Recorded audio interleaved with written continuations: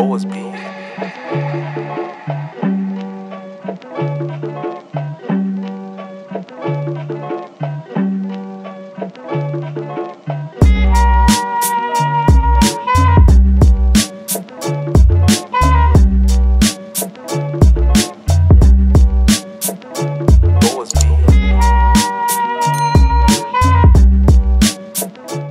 Dayza Akhlou Brick Paradise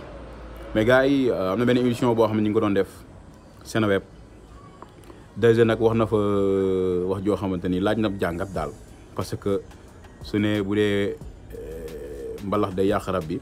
kon Wally yàq na rab américain ndax featuring na Derulo ak Chris Brown defe naa ni ñooñu nga fa tudd ñëpp ay woykat lañ. Chris Brown mooy ki nga xamante ni moom des fois day rap il est polyvalent bañ na ko boo demee si seen biographie li bind le chanteur Chris Brown wala ñu defal le chanteur Derulo wala ñu ne la le chanteur Wally Seck. waaw su nekkee ni kon mbalax day yàq hip hop kon Wally yàq na léegi rap américain parce que gis naa ko mu featuring ak Chris Brown ak Derulo. mbalaxu foofu waaw. kon léegi rap américain yàqu na waaw soit ñaar rek lañ mën a juger rap américain moo yàqu parce que mbalax rap américain moo woon léegi yàlla akbar léegi américain wóolu la mbalax maan yow ñu ne yow sénégalais doo wóolu mbalax maan. R&B ak hip hop bokkul des années 70 la hip hop juddu R&B tamit des années 80 parce que R&B mooy Chris Brown wala Derulo wala ñeneen ñi nga xam ne ñi way ñoo koy def kii def R&B mën na ñëw teel refrain kii def hip hop ci son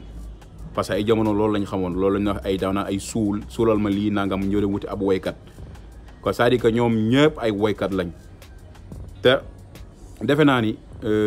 loolu aussi tamit ñi nga xam ne ñuy seetaan mën nañ jàpp loolu te alors que musique bi ñu nekk dañ cee war di waxee xam-xam wala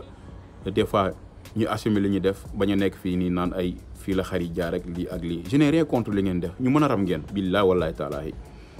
man bu gars yi nekk fi naan Akhlou Brick li ñuy def ak nangam ay ree daf may jàpp parce que seen choix la yéen yéenay def li nga xam ni moom ngeen fiil te wallahi azim gisuma ku leen daa xarab fii loolu moom man maa ko wax parce que da ngeen di rap bind da ngeen di ñëw di créer seen ay œuvre ay beat teg si li ngeen fiil wallaay mais nag su ngeen duggee si dama ne rap loo xamante ni maîtriser wu leen ko bu leen jaxase parce que am na ndaw ñoo xam ne ñu ngi leen di bàyyi xel ndaw ñoo di leen bàyyi xel war ngeen def si ñoom ay xam-xam ndax boo demee ba États-Unis si mel ni yenn booy nga xam ne ñii def ay leen dëkk wala ay ñeneen ak ñeneen ñoom bu ñu toogee mën nañ la expliquer loo xamante ni old school yi ñu ngi koy def di nga si mën a jariñu mais Sénégal laa gis booy yi fi nekk yoo xamante ni dem nañ ba am si sa tey sax ñoom dañuy ruus sax di toog di tudd old school yi fi nekk wala soit dañu am complexe wala di leen classe te ñooñu ñoo def lépp donte ak lu mënti xew ñoom ñoo xàll yoon bi. te ku la jiitu il faut nga reconnaître ko États-Unis loolu moo tax ñu neex ma ñoom seen ay old school kenn du leen manqué respect boo leen manqué respect jaral nañuy roy leen mais tey succès mën na leen a àgg fu ngeen àgg ba tax yéen du nga leen nangoo def référence moo tax ma ne Akhlou Brick mën nañ rap trop mais seen communication des na man nag sama point de vue la quoi si lu ma gis ndax ñett ñooñu mu tudd Wally Derulo ak Chris Brown ay woykat lañ R&B ak rap bokkul R&B ak hip hop bokkul kii rap ak kii way bokkul R&B c'est l'autre chose bokkul si hip hop sax bokkul si hip hop amul sax lu ñu leen di num tuddati bokku si R&B la hip hop la comme ni ma ko waxee hip hopeur kii def hip hop rappeur mën na invité ki nga xamante ni day def R&B mu ñëw woyal ko si ay refrain yaa ngi comprendre kii def R&B bi mën na invité rappeur bi mu ñëw mélangé wu R&B et hip hop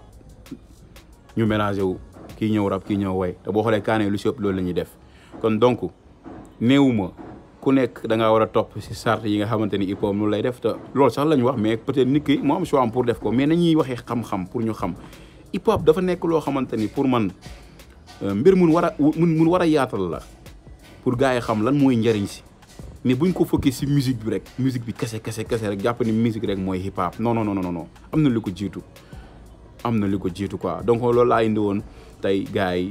juste rek pour joxe ci sama point de vue ci waxe arabo nga xamante ni nee na Wally Seck su dee